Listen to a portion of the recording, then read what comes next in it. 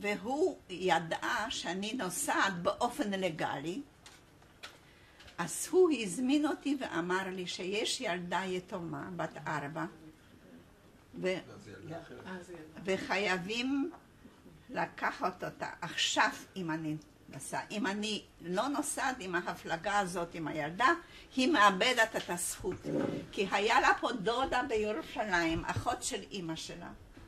והם גם מצאו אותה, משפחת לרנר מירושלים, הם היו בלי ילדים, והם מצאו אותה גם כן דרך צלב האדום.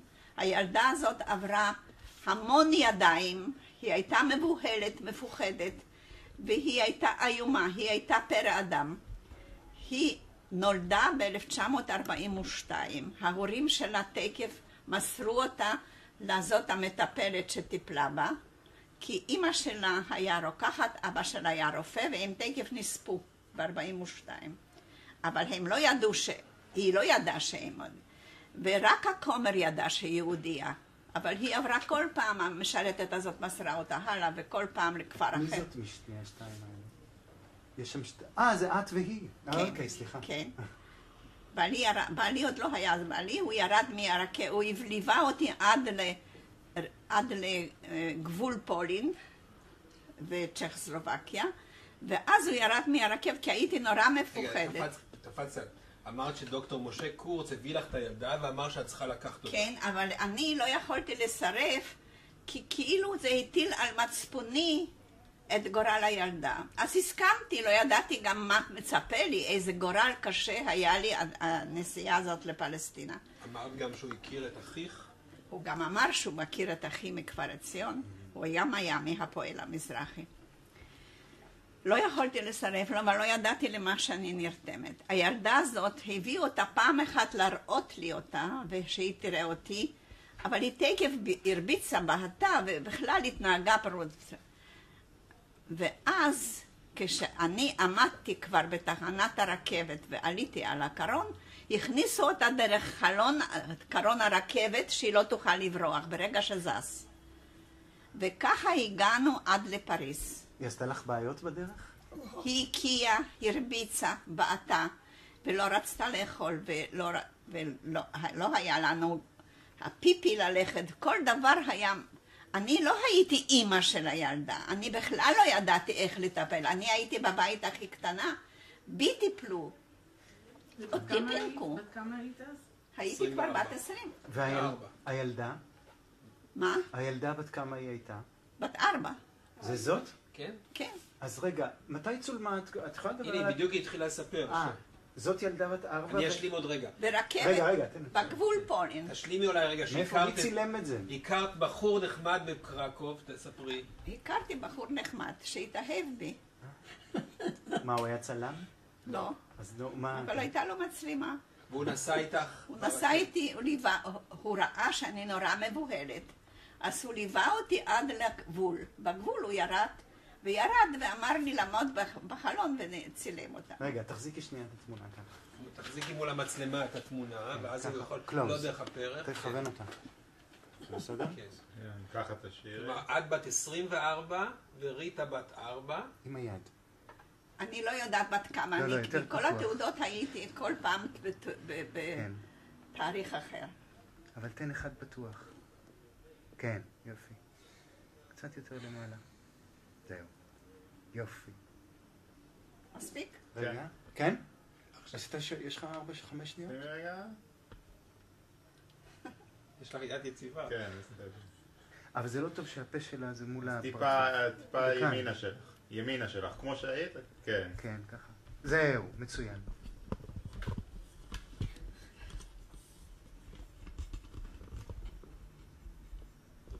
זהו. מה זה המיקרופון? כן, זה המיקרופון שמקליט אותה. בסדר. אוקיי, את יכולה להמשיך. אז המשכת, נסעת מקרקוב לאיפה? מה היה המסלול שלך? מקרקוב לפראג, מפראג לפריז. בפריז עשינו אתנחתא, והסוכנות החסנה אותנו בבתי מלון, כי הרכבת הייתה ליד. אנחנו לא הכרנו אחד את השני. ונשארנו באיזה מלון, כמובן, לא 5 כוכבים. והיא קיבלה חום גבוה, ולא יכולנו ללכת לאכול למרות שהיו לנו תלושים לאיזה מסעדה. ואחרי 3 ימים הופיע פקיד הסוכנות ואמר, למה אתם לא ירדתם לאכול? והראיתי לו שכל התלושים בידי, ואמרתי שהייתה חולה. בסוף... וגם את לא הלכת לאכול? בטח, לא יכולתי לעזוב את הילדה. 3 ימים? כן. שתינו מים. ולא היה לנו מים בחדר. העיקר, הוא לקח אותנו ואמר שהוא ייקח את התלושים של המזוודות, הוא יעביר את זה למרסיי, כי אנחנו הולכים להפליג משם, והיו לנו המון מזוודות, כי כל מי ששמע בינתיים בפולין, בקרקוב, שאנחנו הולכים באופן לגלי לפלסטינה, רצה שאני אביא לו משהו. היו מביאים לי נגיד עיטורים מלחמתיים מרוסיה וכל מיני דברים, מזוודות שלמות של... שתעבירי בשבילהם לפלסטין. נכון, והם יבואו, הם הולכים ברגל בדרך לא דרך, חוצים את כל אירופה. ולא יכולתי גם לסרף. אז הסוכנות הזאת, הפקיד הזה אמר שהוא יעביר לנו את כל המטען למרסיי. כשהגענו למרסיי לא הגיע שום דבר. גם שלי לא. שמעת גם מזוודה שלי. גם מזוודה שלי. כן, אבל לא רק שלך. ואני הלך איתנו מישהו מפקידי הסוכנות במרסיי למחסני הנמל. זה היה גדול, אפשר להגיד כמו גלות. אפשר היה ללכת לאיבוד שם. והיה חום קשה, זה היה אוגוסט. היה ממש לוהט מהשמיים. ולא מצאנו שום דבר. ולא ראינו שום דבר. גם את זרים לא יכולתי להכיר, איך יכולתי להכיר? הבת שלי לא מצאתי. העיקר הם הבטיחו לנו שהם ימצאו את המטען וישלחו אותם לחיפה. ואנחנו חייבים להפליג עם האונייה הזאת, לא לחכות. אז עלינו על אונייה. זו הייתה אונייה מאוד קטנה, זה לא הייתה מיועדת בעצם לא לאנשים. אז בעצם הייתם בלי מטען, את בסמלה, היא בסמלה וזהו. כן, היא עם תחתונים מלוכלכים. ועלינו, האונייה, שמה היה אנטולי, אונייה יוונית. היינו 9 ימים בים, ולא היינו בכלל על סיפון האונייה רק למטה. לא ראינו את הים, ולא ראינו שום דבר, גם לא היו מים שם. הברז שפתחנו אף פעם לא הייתה מקלחת, וככה הגענו אחרי 9 ימים איומים לחיפה. אבל במרסיי הבטיחו שהם שולחים מברק לכפר עציון לאחי, מברק לדוד הגברת לרנר בירושלים, הם יחכו לנו בחיפה. בחיפה אף אחד לא חיכה לנו. הבנו שהם לא רוצים אותנו פשוט. הכניסו אותנו לבית עולים, שער עלייה בחיפה.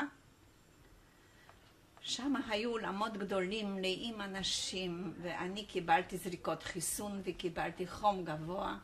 הילדה הסתובבה בין המיטות שם, והם דיברו ביניהם יידיש, ואני שמעתי, אני הבנתי. איזה אימא זאת לא מסתכלת בכלל על הילדה. אבל לא יכולתי אפילו לענות להם. העיקר כשעברו לי ימי חום, אני נזכרתי שבארנק, הלוא לא היה לי שום דבר, לא יכולתי להתרחץ אפילו. היה לי בארנק מכתב שקיבלתי מזושה, כשעזבתי את פולין, שיש לה פה גיסה בחיפה, שאני אמסור את המכתב הזה. אני הוצאת את המכתב הזה מארנק, ואני הולכת למשרד של בית עולים, של הסוכנות, ואני אומרת, אני מבקשת, תשלחו את המכתב הזה לפי הכתובת. למה שאת לא תלכי? אין לי כסף לאוטובוס. אז הפקיד אומר, אחרי העבודה אני אקח אותך עם הילדה לשם. הוא הביא אותי לגיסה הזאת עם הילדה. הגיסה הזאת קיבלה אותנו בצורה יוצאת מן הכלל. פעם הראשונה שמישהו בכלל רצה אותנו. והיא נתנה לי לעשות מקלחת שעד היום אני זוכרת שזה היה מים זורמים מלמעלה וזה היה נפלא. החליפה לי בגדים. הלבישה את הילדה בבגדים, היו לה 2 נערים קטנים, הלבישה אותה ילדה, והיא אמרה, את לא חוזרת לבית עולים, אתם נשארים פה, אני שולחת מברקים, לכפר עציון ולירושלים. ונשארנו כמה ימים, ואחרי כמה ימים, אני לא זוכרת אם זה היה 3 או 4 ימים משהו, הגיעה גברת לרנר מירושלים לקחת את הילדה. כמובן שהיא לא רצתה ללכת גם איתה, כי היא כבר התרגלה קצת אליי והיא שיחקה פה עם הילדים.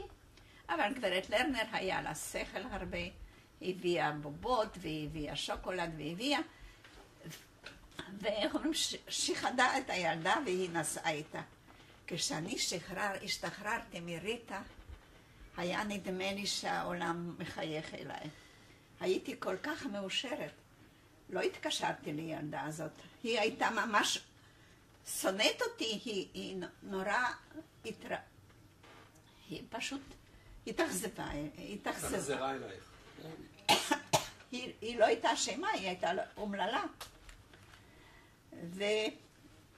ונשארתי עוד יום-יומיים, ואז הגברת הזאת סבתא. אומרת לי, את רוצה לשתות קצת מים? תעשי רגע הפסקה, תשתי לך. אנחנו לא ממהרים. כן, היא פה, היא קוראת עיתון. אומרת לי, עכשיו אני לוקחת אותך להר הכרמל, הם גרו גם בהר הכרמל, לבית קפה, את תראי את הים, את תראי את חיפה, ואת תספרי לי קצת על פולין. היא הייתה פה לפני המלחמה. היא לקחה אותי לבית קפה, היה רק בית קפה אחד, ושם רקדו הקצינים הבריטים למוזיקה, ואני שמעתי מוזיקה ורקדו והיה יפה. ואני מדברת איתה, ופתאום מופיע לפניי גבר כל כך יפה ונחמד, וזה היה אחי. הוא אומר לי, רבצ'ה. במקרה הוא לא ידע. הוא הגיע לפי המברק שהיא שלחה. היא באה, בעלה היה עם הילדים בבית, הוא אמר שאנחנו בבית קפה, היה רק בית קפה אחד, לא היה יותר. לא ראה אותי 11 שנה ומיד הכיר אותי, ולקח אותי לכפר עציון. את בקשר היום עם ריטה? כן, כל השנים הייתי גרה בבית החלוצות, כי למדתי גם באוניברסיטה בירושלים, ואז הם גרו מאוד קרוב שם. מי זה הם? משפחת לרנר. והזמינו אותי כל שבת לארוחת צהריים, כי לא היה ככה מה לאכול שם בימי צנע בירושלים, אבל הם לא ידעו, הם אמרו לי שלא לספר שום דבר ולא לשאול שום דבר. ריטה לא ידעה מי אני. היא לא הכירה אותך אחר כך? בת 4. ואחרי כמה שנים... לא, אני לא יודעת מה הם סיפרו לה, אבל הם אימצו אותה. אז אני לא שאלתי כבר שאלות, למדתי לא לשאול. רגע, השאלה שלה הייתה, ריטה לא זיהתה אותך כאשר את הגעת... אבל היא לא ידעה מי אני בכלל, שאני הבאתי אותה, לא הבאתי. עברו כמה שנים? לא. כן, לא כמה שנים, כי מלחמת השחרור העבירה אותי, כבר הייתי כבר חיילת והתחתנתי, עזבתי את ירושלים, והייתה לנו הפסקה. ריטה, כשהיא התגייסה לצבא, באה אליי בתל אביב הרבה פעמים. רגע, אבל שנייה. אנחנו היינו, ריטה בת 4. כן. אחרי כמה שנים שוב ראית אותה? אני, גיל 4, 46, עד 48 הייתי בירושלים. לא, 47 וחצי. ואז כי- פגשת את ריטה? לא, אז לא פגשתי ריטה. מתי פגשת אותה פעם ראשונה? אחרי ה... אחרי שהבאתי אותה, כן. הייתי באה אליהם למשפחת לרנר היא לשבתות. כן באה, אבל הם לא סיפרו, היא הייתה אורחת במשפחה. הייתה אורחת היא לא זכרה שאיתך היא הייתה באונייה? אני לא שאלתי, ואיש לא שאל אותה מה היא זוכרת, היא הייתה משחקת עם הבובות על הרצפה. זה עברה חצי שנה, נגיד, אז לא זוכרה. או שכן זכרה והתעלמה, או שכעסה, או משהו. לא היה דיאלוג בנושא הזה. כלומר, זה חלק מהדברים שלנו קשה להבין את העניין הזה שכולם כל כך התגלגלו, שידעו שיש דברים שלא מדברים עליהם, יש דברים שלא שואלים, יש דברים שלא מספרים, וזה בסדר, וככה. כשאני ירדתי שם מהמדרגות בתוך הבית שלהם, אז השכנה יצאה ואמרה לי, את הבאת להם שמש הביתה. כן. היא ידעה שאני הבאתי את הילדה, אבל הילדה לא, איש לא שאל אותה. הם עוד חיים? מה? לא, נפטרו. את רצית לשמור על קשר עם ריטה? אני בטח שרציתי לשמוע. למה? כי הם בקשר מאז. אני הייתי בקשר כל השנים איתה, כי אבל למה רצית לשמור קשר עם ריטה? לא יודעת למה. היא הייתה חיילת, ובתל אביב גרתי אני. היו לי כבר 3 ילדים, והיא הייתה באה, במקום ללכת לישון במועדון, איפה שהיום... בית החייל. לא, היום זה קונסרבטוריום שם.